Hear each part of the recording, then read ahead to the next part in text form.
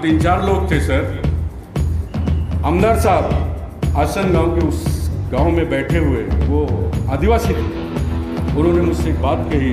मैंने कहा कि जानकर साहब के पास पैसा नहीं, हम लोग पैसा भी मांग रहे हैं, हम ऐसा नहीं खाली वोट मांग रहे हैं, हम पैसा भी मांग रहे हैं। मैंने उस आदिवासी समाज के गांव में तांडे पर, वो अभी होली चल रहा है, वो बंजारा समाज के लोग थे, वो गीत बहुत हो रहा था। उस समय उन्होंने गीत बंद किया, आधे घंटे का टाइम दिया। मैं आपको ये बताना चाहता हूं उस गांव के लोगों ने मुझे क्या कहा पता है? उन्होंने कहा, वो चितलकर साहब मेरे साथ थे, उन्होंने मुझसे कहा, सुशील भाई आप काशी से आए हो और हम बहुत शर्मिंदा हैं।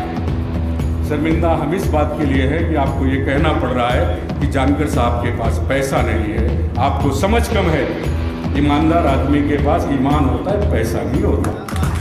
वो ईमानदार है जिसके पास बहुत पैसा है ना, वो भी विधायक और सांसद नहीं बन सकता, लेकिन जानकर साहब में वो ताकत है कि बिना पैसे का भी विधायक और सांसद बनाता है। वो ताकत है उसमें।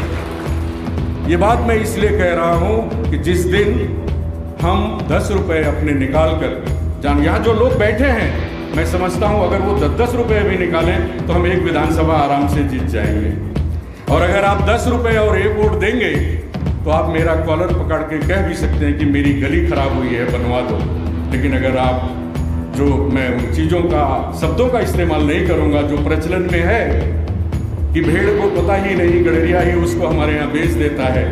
जब वो कसाई के पास जाती है तब समझ में आता है कि मैं बिक गया, या वो कहीं अच्छे आदमी के पास समझ में जाता है तो उस बकरे को समझ में आता है कि मैं अच्छे आदमी के पास आया हूँ। आजकल गांव को पता ही नहीं है, पूरे गांव का एक आदमी ठेकेदार है, वो पूरा गांव ही बेच देता है। बिको मत, अपने दिमाग से आप वोट करेंगे। जब आप अपने दिमाग से वोट करेंगे तो आप अपना काम भी करा सकते हैं।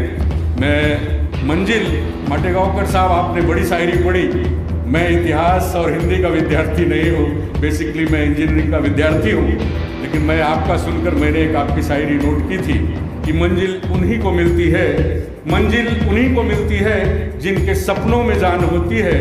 पंखों से कुछ नहीं होता, हौसलों से उड़ान होती है। और ये जानकर साहब का हौसला है कि आज 30 साल से वो आदमी हौसलों से ही उड़ रहा है, अब पंखे कुछ लगने चालू हुए हैं। तो मैं आप सबको बधाई दूंगा और आप सभी परभनीकर से गुजारिश करूंगा कि एक मौका देकर आप देखिए, जानकर साहब को भी तौल कर देखिए। आपके परभनी में इंजीनियरिंग कॉलेज नहीं, भारत का IIT बनेगा, एम्स बनेगा। ये जानकर साहब भी कर सकते हैं और कोई कर नहीं सकता है। इन्हीं शब्दों से मैं आपसे रजा लेता हूँ। जय हिंद, जय भारत।